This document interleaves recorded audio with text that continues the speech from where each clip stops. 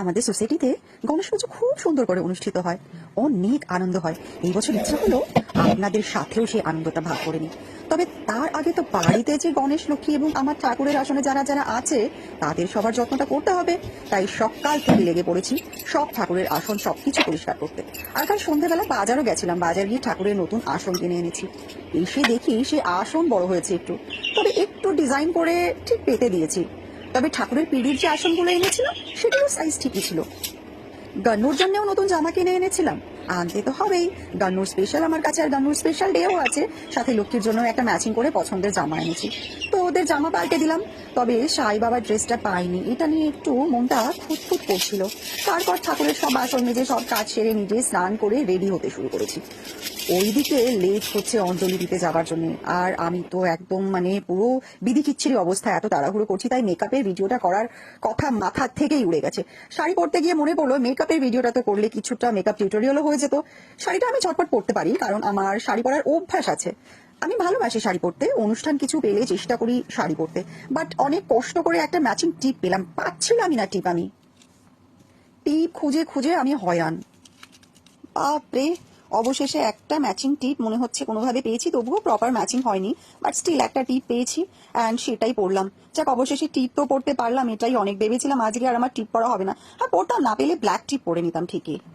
আর এদিকে এই হয়েছে এক কানের দুল, ওর গুজিতে যে প্যাচ আছে সেটা বারবার চেষ্টা করছি, লাগাতেই পারছি না। যতবারই চেষ্টা করছি ও খুলে যাচ্ছে, আমি তো হয়রান পুরো। অবশেষে অনেক কষ্টে সেটাও পরতে পারলাম। উফ, আর কি ঝটপট নেকলেসটাও পরে নিলাম। আই নো স্টাইলিং এর জন্য চেনটা খুললে ভালো হতো, বাট চেনে যে পেন্ডেন্টটা আছে ওটা এনের সাথে গান্নু কম্বাইন করা আছে। এটা হয়তো অনেকে জানেন, আমি গান্নুকে আমার ভাই মনে করি, আর সেই কারণেই এই কম্বাইন পেন্ডেন্টটা আমি বানিয়েছিলাম।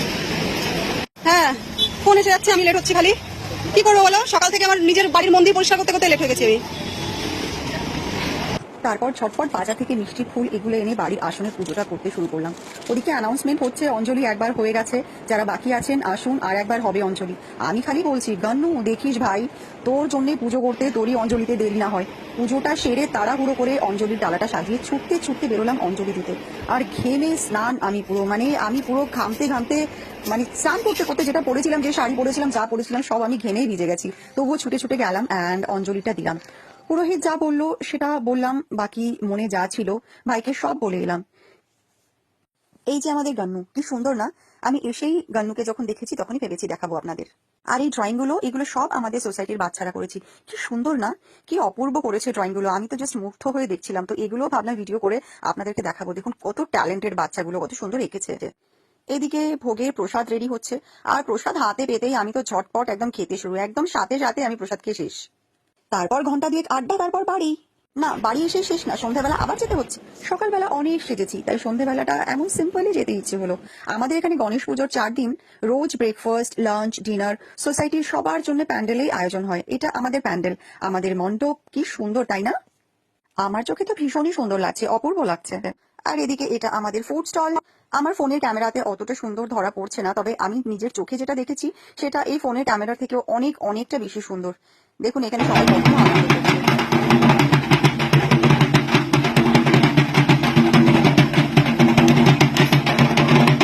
এখানে আমাদের breakfast, lunch and dinner serve করা হবে এই 4 দিন। সো এখন ডিনারের পালা। দেখুন আমি কত খাবার নিয়েছি, আমি সব খেয়ে শেষ করেছি, আর সেটার প্রমাণ আপনারা দেখতেই পাবেন।